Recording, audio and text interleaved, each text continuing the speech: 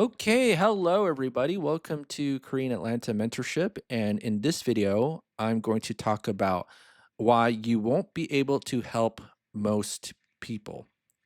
And so the reason I talk about this is because, I think I have a big heart that I really want to help most people. And the funny thing is that most of the praise that's come toward my way has not been from, let's say, your average everyday Joe, right? Like, I would say out of all the average everyday Joes out there, I've only been able to help maybe 3% of them.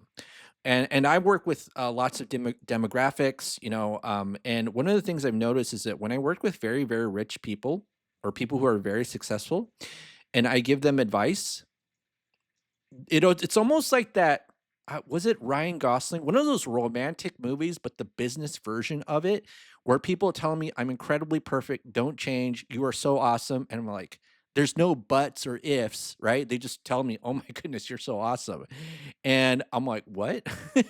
And also I've been able to do other crazy things like pay off a mortgage in 2 years and 9 months, which I mention in every other YouTube video. If you're new to this channel, and so, because I started getting all this praise in the past couple of years of people, various people, demographics that I work with, I just naturally thought that, well, if these people are telling me this, then I'll just share the same ideas with, I don't know, other people. You'd see your average everyday Joe, people that you know in real life. And it turns out that the same advice that I would give to someone who makes, let's say, a ton of money, who would tell me, wow, that's so genius, or wow, you're so perfect, is vehemently rejected by what I would call normal people, okay? And so they would tell me things like, "You need to do X, Y, and Z," and which is the complete opposite of what the really, really rich person would tell me, right? Same exact thing. Or, you should, and there's always this thing, or like they're attacking me, or they tell me I don't know what I'm doing. And I'm like, geez, like I don't even need to talk to you. I'll just stay in my house and watch episodes of Seinfeld and do spreadsheets for my velocity banking cult. Anyways, so it's really weird, when I had these experiences and I realized that, the quality of your ideas, is not the only factor whether people will determine whether it's good or not. It's actually the quality of your audience too. It took me a long time to figure that out. So that's why I tend to, um, I like talking to people with lots of money. It's not because, like, I like money, or, I like people necessarily because they have lots of money. It's because they're an easier audience to speak to, right? And the reason why you can't help most people is because of their ego, right? And so what's unfortunate about life is that the more I'm sorry, the less accomplished a person is, the more bigger the ego. I don't know why it works that way, and I always thought it was, like, kinda opposite, and maybe to a degree, it is the opposite, but it just kind of has a different dynamic. But all I know is this, right? I share one idea with people with, let's say, lots of money, power, prestige. They're very receptive. I share that same idea to, let's say, a college student. I'll be attacked and be told I don't know what I'm talking about, or I'm an idiot, right? And so it's a very interesting dynamic. And this is why I say, yeah, I love helping people, but I don't really expect to make a lot of money out of helping them, right? But there are ways where I do make money. Hence, I got the mortgage paid off in 2 years and 9 months. Now, this reminds me of an episode of Seinfeld where Seinfeld's trying to help a tennis pro shop owner because he presents himself as a guy who's an expert at tennis, because that's how makes his living as a tennis pro shop owner. And turns out he really, really sucks, right? And instead of being grateful to Jerry that Jerry's willing to lose on purpose, the guy gets really cocky and then insults Jerry. And that's really how most people are. Like, if people are drowning, when you try to throw them a life raft, um, how should I say this? Their ego will prevent them from taking the raft. If you provide them a life raft, even though they're drowning, right?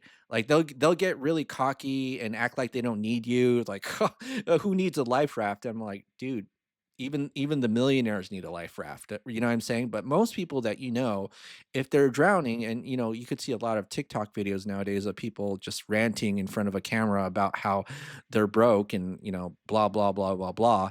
and yada yada yada yada yada Seinfeld reference. They'll reject the help, which is the most bizarre thing that it took me a long time to figure out. In fact, let's go ahead and watch the Seinfeld clip so you know what I'm talking about. So let's go ahead and play it. Hello, my name is Milosh. How can I help you? I need a can of balls. Can of balls with a nice guy. You don't plan to hit these balls with that racket, do you? Oh, hey, new racket, huh? Yeah. I wasn't gonna get it, but this guy Milos, who runs the pro shop, he really recommended it. In fact, it's the only racket he plays with. You're not gonna need this anymore. Little help! Hey! Thank you.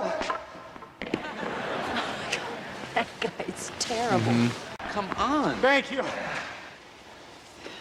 Here you go. Milos? Oh, hey. How you doing? Okay, we should wrap it up here.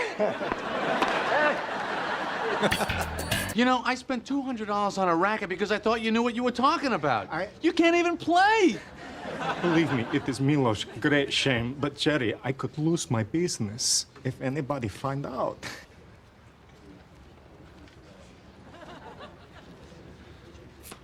Game, set, and match, huh, Milos?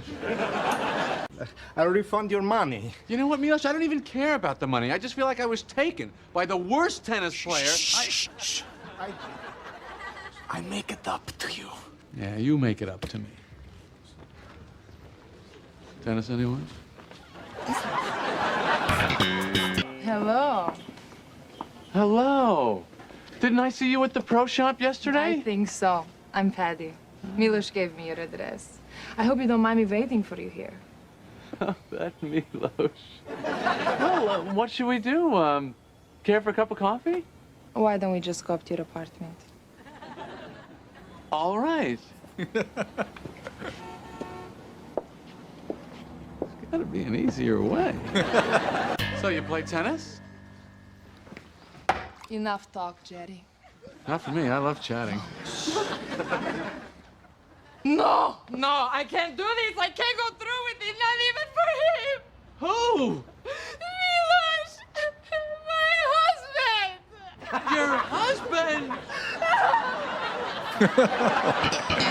Yeah, so basically, Guy sends his wife to sleep with Jerry to protect his ego. How does that even work? My wife, she has no respect for Milosh anymore.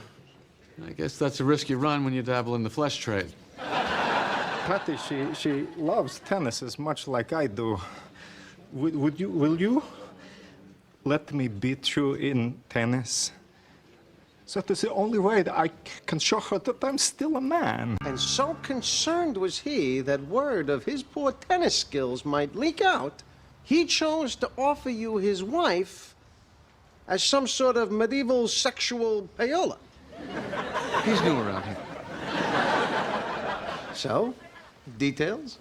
Well, I didn't sleep with her. Because of society, right? Yes, George, because of society.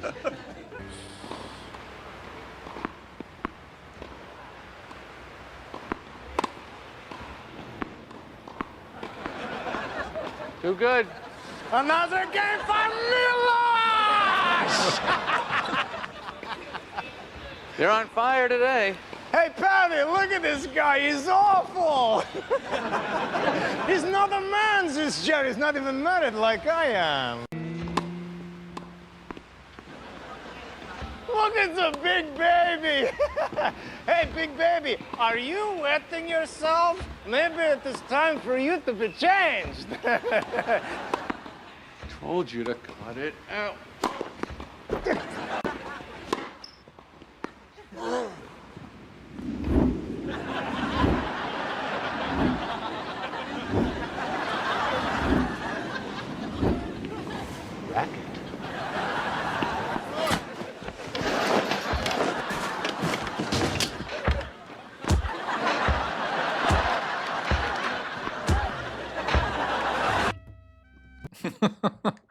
But yes, Jerry loses to him on purpose, and then I think the ego gets in the way, and then instead of being grateful that Jerry's willing to lose to him, then he just starts insulting Jerry.